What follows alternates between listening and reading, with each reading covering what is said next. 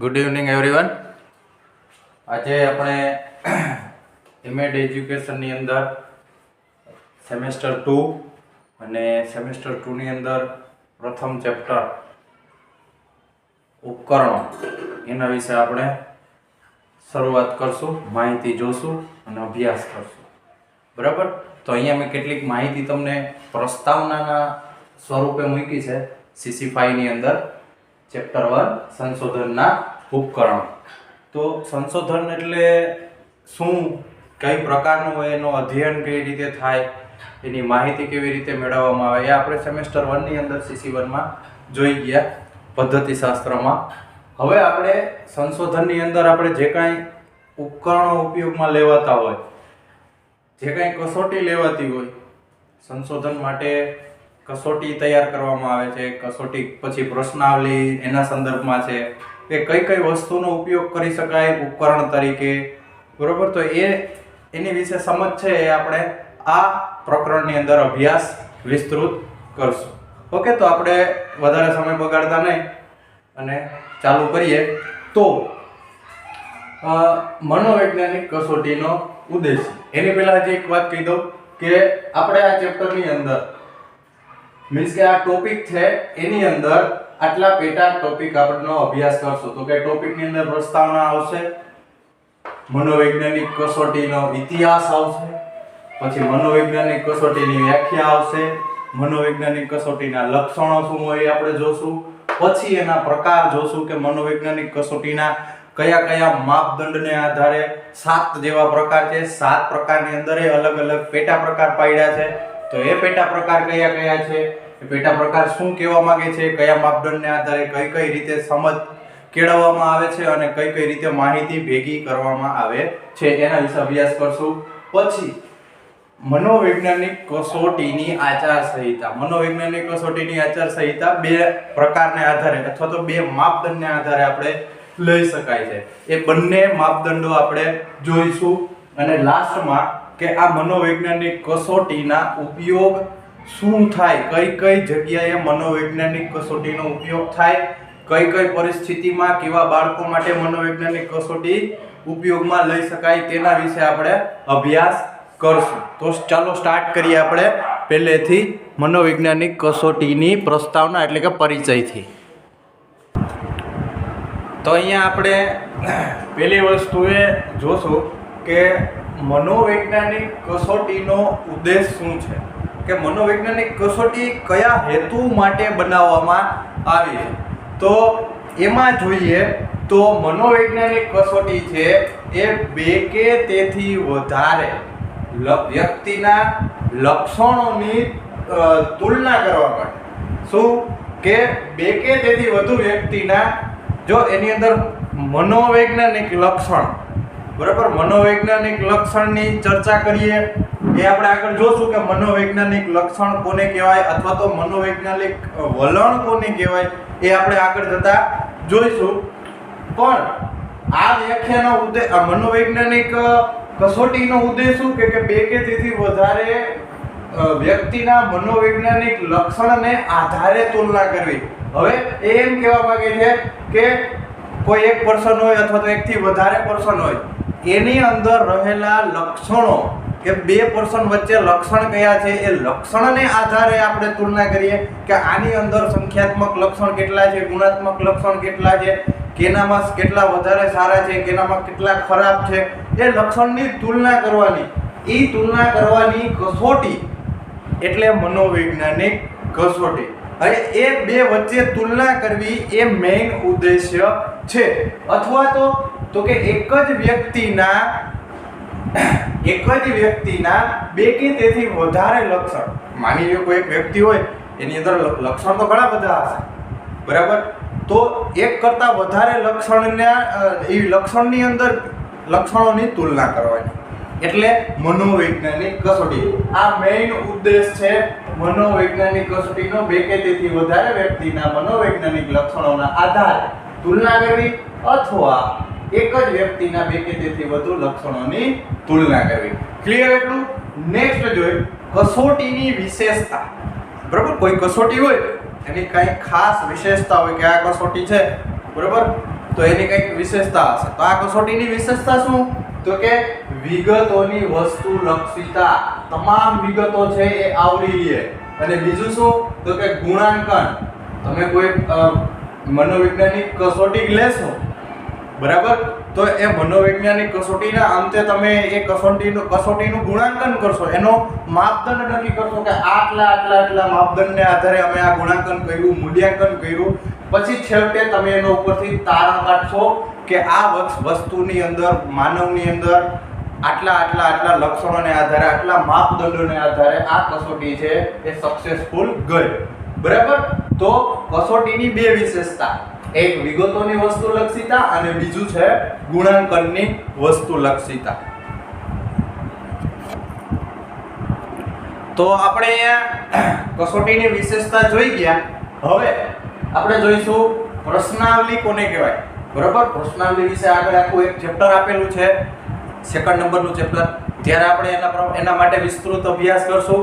અત્યારે હાલમાં આપણે પ્રસ્તાવનાનો અભ્યાસ કરી રહ્યા છીએ, ત્યારે પ્રશ્નાવલીની વ્યાખ્યા એટલે કે પ્રશ્નાવલીનો અર્થ શું થાય એ આપણે ઉપર છેલ્લી માહિતી લઈને. પ્રશ્નાવલી એટલે પ્રશ્નોની હારમાળા. બરાબર. પ્રશ્નાવલી, બરાબર, એની હારમાળા એટલે કે એકથી વધારે પ્રશ્નના સમૂહને પ્રશ્નાવલી કહેવામાં આવે છે. તમને આના વિશે વધારે માહિતી તમારી પાસે છે જ, એટલે કે વિશેષ માહિતીની જરૂર નથી. ક્વેશ્ચન પેપરનો આખો સેટ હોય એને પ્રશ્નાવલી, કોઈ વિષયની પ્રશ્નાવલી કહી શકાય કે એની અંદર પ્રશ્નોની હારમાળા હોય, 25, 30, 40 ક્વેશ્ચન હોય, એને શું કહી શકાય? એક પ્રશ્નાવલી કહી શકાય. પ્રશ્નાવલીના બે પ્રકારની પ્રશ્નાવલી જોવા મળે. એક તો માહિતી સંબંધી પ્રશ્નાવલી મળે કે જેની અંદર ટોટલી બધી વસ્તુ શું હોય? ઇન્ફોર્મેશન. બરાબર. અને બીજું છે મનોવલણ સંબંધી. બરાબર. કોઈ વસ્તુનું મનોવલણ શું છે? બરાબર.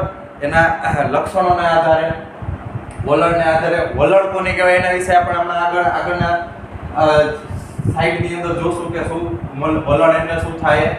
હવે અહીંયા વ્યાખ્યા આપી છે વલણ. તો શું કહે છે વલણ? કે કોઈ પણ ઉદ્દીપકનો વર્ગ, કોઈ પણ ઉદ્દીપકોનો વર્ગ. ઉદ્દીપક કઈ જગ્યાએથી આપને મળે? તો કે માનવની અંદર ઉદ્દીપક મળે, જૂથની રચના થાય ત્યારે. રિવાજો હોય કે રૂઢિ પેઢી, જૂના રિવાજો હોય, એના અંદર પણ ઉદ્દીપકોનો વર્ગ મળે તમને જોવા. વિચાર પ્રણાલી, કે કોઈ વસ્તુને સંબંધીને તમે શું વિચારો છો એની આખી પ્રણાલી બને અને એની અંદરથી ઉદ્ભવતા ઉદ્દીપક. તો એ ઉદ્દીપકનો વિચાર પ્રણાલીનો વર્ગ અને કોઈ સંસ્થા પ્રત્યે સંમતિ અથવા તો અસંમતિ દર્શાવતો આખો વર્ગ. કોઈ માની લ્યો એક સંસ્થા છે, એની અંદર 500-600 એમ્પ્લોય કામ કરતા હોય, બરાબર. તો એ એમ્પ્લોય છે એ સંસ્થા પ્રત્યે સંમતિ દર્શાવે છે કે અસંમતિ દર્શાવે? બરાબર. મીન્સ કે પ્રતિચારો, તમારું જે રિસ્પોન્સ શું છે. કોઈ મનોવૈજ્ઞાનિક કસોટી, કોઈ પણ ઉદ્દીપકની અંદર તમે જોવા જાઓ તો એ ઉદ્દીપક છે એ તમે એનો પ્રતિચાર આપશો ત્યારે ઉદ્દીપક બને, એટલે કે રિસ્પોન્સ આપવો. તમે કોઈ વસ્તુના પ્રતિચારને શું કહેવાય? બરાબર. જો અહીંયા ટોટલી આપણે ક્લિયર વ્યાખ્યા કરતા, કોઈ પણ ઉદ્દીપકોનો વર્ગ. ઉદ્દીપકોનો વર્ગ એટલે આટલા ઉદ્દીપકોનો વર્ગ બનશે, બરાબર. કોઈ પણ ઉદ્દીપકોનો વર્ગ દર્શાવતા મનના પ્રતિચારને શું કહેવાશે? વલણ. હવે આટલા વર્ગ છે, એ વર્ગની અંદરથી તમારું મન છે એ કયા વર્ગ પ્રત્યે કયો પ્રતિચાર દેખાડશે એને શું કહેવાય? વલણ કહેવામાં આવે છે. ક્લિયર થઈ ગયું? તો આપણે ફ્લેશબેક મારી લઈ. મનોવૈજ્ઞાનિક કસોટીનો ઉદ્દેશ્ય શું? તો કે બે કે તેથી વધારે વ્યક્તિના મનોવૈજ્ઞાનિક લક્ષણો છે એને આધારે તુલના કરવી. સેકન્ડ, અથવા શું કહે છે કે એક જ વ્યક્તિના એકથી વધારે લક્ષણોની શું કરવાની છે? તુલના કરવાની. રેડી? ક્લિયર? આટલું. આગળ જોઈએ. આગળ હતી કસોટીની વિશેષતા. કસોટીની વિશેષતા બે માપદંડ દ્વારા નક્કી થાય: વિગતોની વસ્તુલક્ષિતા અને ગુણાંકનની વસ્તુલક્ષીતા. હવે આવે છે પ્રશ્નાવલી. પ્રશ્નાવલી કોને કહેવાય? તો કે પ્રશ્નોની હારમાળાને શું કહેશું આપણે?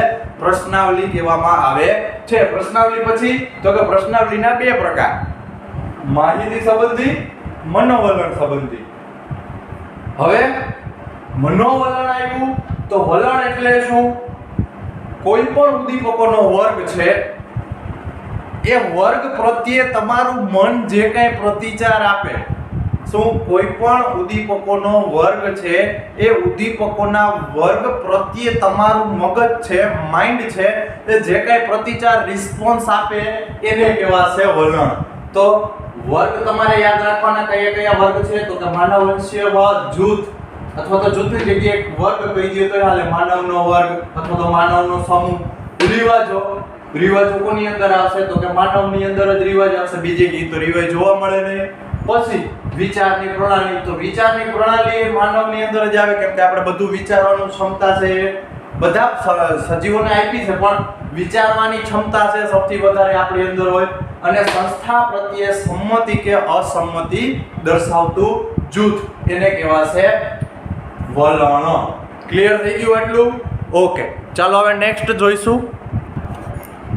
તો હવે આપણે અહીંથી આગળ વધતા મનોવૈજ્ઞાનિક કસોટીની સમજ વિશે આપણે ખ્યાલ મેળવશું કે મનોવૈજ્ઞાનિક કસોટીની વ્યાખ્યા શું છે, મનોવૈજ્ઞાનિક કસોટીની અંદર કેનો સમાવેશ થાય છે, મનોવૈજ્ઞાનિક કસોટીનો આપણે ઇતિહાસ જોશું કે જ્યારથી મનોવૈજ્ઞાનિક કસોટી નામનો શબ્દ આવ્યો ત્યારથી અત્યાર સુધીની અંદર કયા કયા ફેરફારો થયા, કયા કયા સંશોધનો રજૂ થયા અને કયા કયા ક્ષેત્રમાં શું થયું એ જોશું.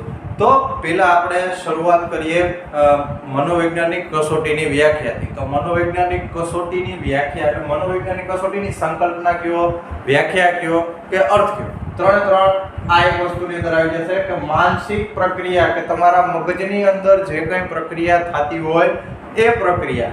પછી તો કે એના લક્ષણો કે વિશેષતાનું ગુણાત્મક માપન કરવાનું. શું કરવાનું છે? માનસિક પ્રક્રિયા, લક્ષણો કે વિશેષતાનું કેવું માપન કરવાનું છે? ગુણાત્મક માપન કરવા. અથવા તો પરિણાત્મક રીતે માપવા માટે શું કરવાનું છે? ઉદ્દીપકો સંગઠિત કરવા, એટલે કે ભેગા કરવા. એ ભેગા કરવાની પદ્ધતિને શું કહેવાય? મનોવૈજ્ઞાનિક કસોટી. હાલો ફરી એકવાર આપણે રિપીટ કરી નાખીએ. માનસિક પ્રક્રિયા, તમારા મગજની અંદર જે પ્રક્રિયા ચાલતી હોય એ પ્રક્રિયા, પછી વિશેષતા, પછી લક્ષણો, એ બધી વસ્તુનું ગુણાત્મક માપન કરવા અથવા તો પરિણાત્મક રિઝલ્ટ મળે એવી રીતે માપવા માટે તમે ઉદ્દીપકને ભેગા કરો છો. આ ઉદ્દીપકોને ભેગા કરવાની પ્રક્રિયા એટલે મનોવૈજ્ઞાનિક કસોટી. ક્લિયર? હવે મનોવૈજ્ઞાનિક કસોટી છે એ વર્તનના નમૂનાનું વસ્તુલક્ષી અને પ્રમાણિત માપન છે. શું? તો કે મનોવૈજ્ઞાનિક કસોટી વર્તનના નમૂનાનું વસ્તુલક્ષી અને પ્રમાણિત માપન છે. એનો મતલબ શું?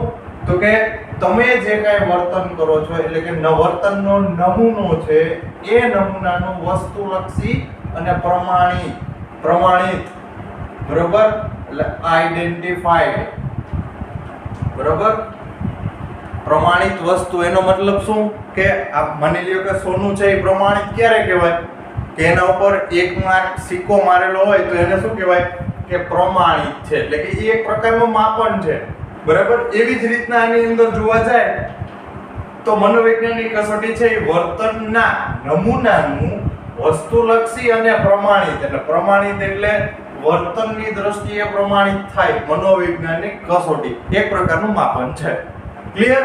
હવે આપણે જોઈએ આનો ઇતિહાસ. આનો એટલે મનોવૈજ્ઞાનિક કસોટીનો. બરાબર. તો મનોવૈજ્ઞાનિક કસોટીનો ઇતિહાસ 19મી સદી થી ચાલુ થયો હોય એવું, મીન્સ કે 1800 ની સાલ પછી, એટલે કે 1800 ની સાલ હોય એટલે 19મી સદી કહેવાય. બરાબર. એટલે એ સમયગાળાની શરૂઆતથી માનવામાં આવે છે કે ત્યારથી ચાલુ થયું. બરાબર. ઇતિહાસ તો શરૂઆત કોણે કરી? પેલું ફ્રાન્સથી શરૂઆત થઈ હતી. 19મી સદીની અંદર ફ્રાન્સથી શરૂઆત થઈ. ફ્રાન્સની અંદર એક જૂથ એવું હતું કે એણે કીધું કે અલ્પ બુદ્ધિતા એટલે કે ઓછી બુદ્ધિ ધરાવતા બાળકો અને મંદ બુદ્ધિ ધરાવતા બાળકો આ બંને પ્રકારની બુદ્ધિની કક્ષા નક્કી કરી. એ લોકોની અલગ બેસાડ્યા અને એ લોકોના માપદંડ નક્કી કર્યા કે ભાઈ આ લોકો છે આટલી આટલી કેટેગરીમાં આવે છે અને આટલા આટલા લોકોને આ પ્રકારની ખામી છે, તો આને અલ્પ બુદ્ધિતા કહેવાશે અને આને કહેવાશે મંદ બુદ્ધિતા. આ ક્યારે થયું? 19મી સદી એટલે કે પહેલો ઇતિહાસ ફ્રાન્સની અંદર સર્જાણો. સેકન્ડ વન તો કે 1879 જર્મની, વિલ્હેમ હુન્ટ, મોસ્ટ આઈએમપી સાયન્ટિસ્ટ વિલ્હેમ હુન્ટ, એણે શું કર્યું તો કે ઇન્દ્રિય ઉપર ભાર મૂક્યો. ઇન્દ્રિય એટલે કે શ્રવણ, દ્રષ્ટિ અને સંવેદના, એના ઉપર ભાર મૂક્યો. ત્યારબાદ આને અનુલક્ષીને મનોવૈજ્ઞાનિક કસોટીની અંદર આંકડા શાસ્ત્રની શરૂઆત થઈ.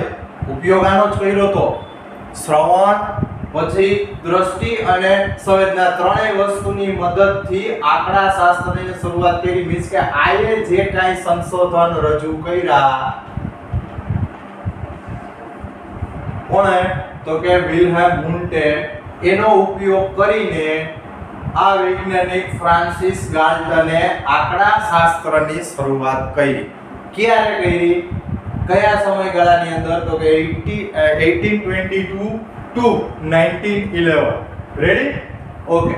તો મનોવૈજ્ઞાનિક કસોટીની અંદર ક્વેશ્ચન 1 માર્કની અંદર પૂછાય કે ભાઈ આંકડા શાસ્ત્રની શરૂઆત મનોવૈજ્ઞાનિક કસોટીમાં કોણે કરી? બરાબર, ફ્રાન્સિસ ગાલ્ટન. બરાબર.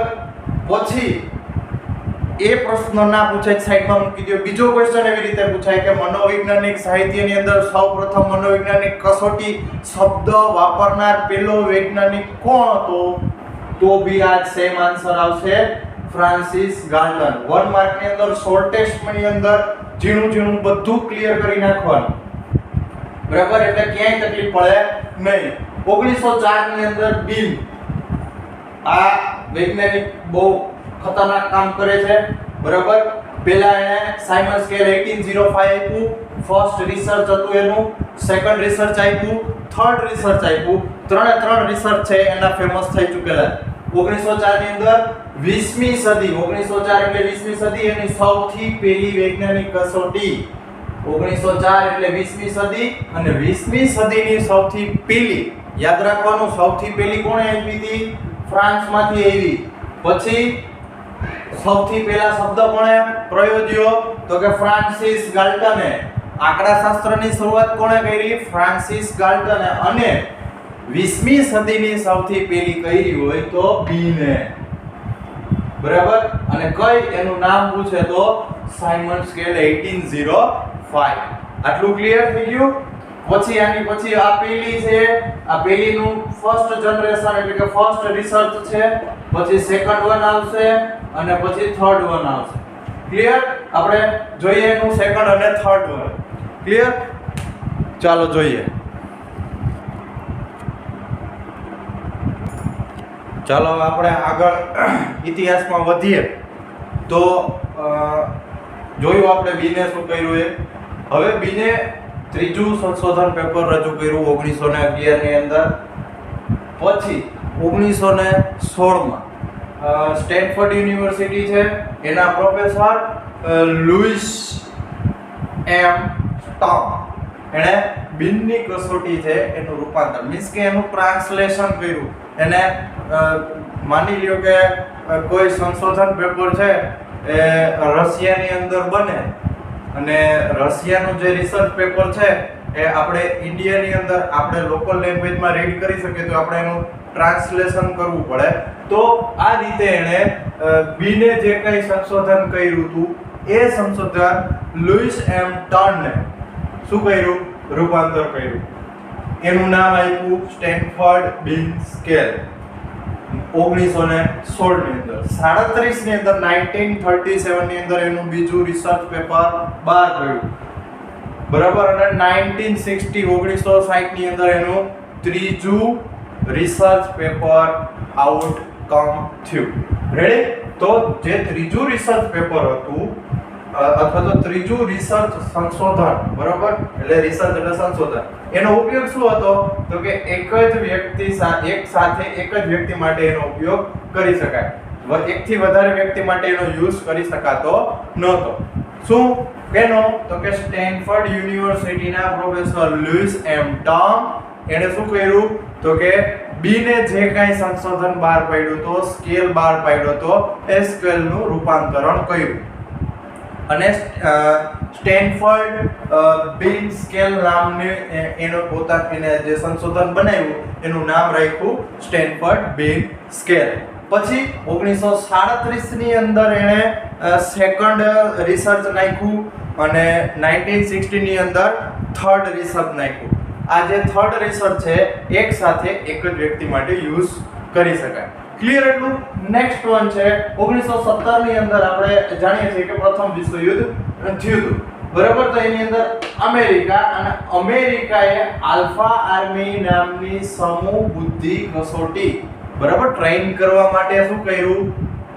આર્મીના માણસોને ટ્રેન કરવા અથવા તો બીજો કોઈ પર્પોઝ હશે, બરાબર, મનોવૈજ્ઞાનિક વલણ મજબૂત બનાવવા, ફોકસ વધારે કરવા માટે આર્મીના લોકોનું કે જે કાંઈ હોય XYZ, પણ એ લોકોએ શું કર્યું કે આલ્ફા આર્મી નામની સમૂહ બુદ્ધિ કસોટીનો વિકાસ કર્યો, બરાબર, અથવા તો એને બહાર પાડ્યું. પછી તો આ તો વાત થઈ શિક્ષિત વર્ગના લોકોની. હવે એવા વર્ગના લોકો આવશે કે જેને અંગ્રેજી ભાષા નથી આવડતી છતાં એ લોકો અમેરિકામાં રહે છે અથવા તો સાવ અભણ છે, બરાબર. એવું ના હોય કે ભારતની અંદર જ અભણ લોકો રહેતા હોય, અમેરિકાની અંદર અભણ લોકો જોવા મળે, બરાબર. તો એ લોકો માટે શું બનાવ્યું? એની બીજું એડિશન બહાર પાડ્યું, બીજું રૂપાંતરણ કર્યું આર્મી બીટા. 1917 ની અંદર પહેલા અમેરિકાએ પ્રથમ વિશ્વયુદ્ધની અંદર શું કર્યું? આલ્ફા આર્મી નામની સમૂહ બુદ્ધિ કસોટી બનાવી. પછી એવા લોકો કે જે અંગ્રેજી જાણતા નથી, ભાષા જાણતા નથી, અથવા તો એવા લોકો કે જે અભણ છે, એના માટે બીટા આર્મી અથવા તો આર્મી બીટા એનું બીજું રૂપાંતરણ પ્રકાશિત કર્યું, રિસર્ચ બહાર પાડ્યું. પછી નેક્સ્ટ છે 1920 થી 1940 નો સમયગાળો બનહત ટેસ્ટ નામથી ઓળખાય છે. બનહત ટેસ્ટ એની અંદર શું આવશે? આર્મી જનરલ ક્લાસિફિકેશન ટેસ્ટ, સમૂહ બુદ્ધિ કસોટી. આ પણ એક સમૂહ બુદ્ધિ કસોટીનું ઉદાહરણ છે અને આ એટલે કે સમૂહ બુદ્ધિ કસોટી એટલે કે બનહત એક પ્રકારનું નામ છે, બરાબર. આ બી એક સમૂહ બુદ્ધિ કસોટી છે. 1940 પછી 1947 ની અંદર ઇન્ડિયા આઝાદ થયું. પછી 1950 થી ભારતની અંદર મનોવૈજ્ઞાનિક કસોટી, એ ગુજરાતની અંદર તો 1950 થી થઈ, એ પહેલા ભારતની અંદર મનોવૈજ્ઞાનિક કસોટીની અંદર વિકાસ કરવામાં અને મનોવૈજ્ઞાનિક કસોટીની પ્રત્યે એના ક્ષેત્રની અંદર ફાળો આપવામાં તો કે કેજી દેસાઈ અને જ્યોતિ દેસાઈ એના જેવા ઘણા બધા મનોવૈજ્ઞાનિક છે કે જે ભારતની અંદર આગવું નામ મનોવૈજ્ઞાનિક ક્ષેત્રની અંદર આગવું નામ પ્રસ્થાપિત કર્યું હોય, બરાબર. હવે 1950 થી આપણા ગુજરાતની અંદર મનોવૈજ્ઞાનિક કસોટીની રચના થવા માંડી અને એનો ઉપયોગ વધવા માંડ્યો. એટલે સમગ્ર ભારતમાં ગુજરાત છે એ કસોટી વાપરવામાં એટલે કે કસોટીનો વપરાશ કરવામાં, બાળકો પર અમલ કરવામાં અને રચના કરવામાં એટલે કસોટીની બનાવટમાં મહત્વનું સ્થાન ધરાવે છે. આટલું ક્લિયર? જે કોઈને કંઈ ડાઉટ હોય એ લોકો કોમેન્ટ સેક્શનની અંદર પોતાની કોમેન્ટ મૂકી દે, બરાબર. એટલે એને યોગ્ય સમયે રિસ્પોન્સ વહેલી તકે આપી શકાય એવા પ્રયત્નો કરીએ, બરાબર. તો અહીંયા સુધી ક્લિયર થઈ ગયું. હવે આપણે આગળ જોઈએ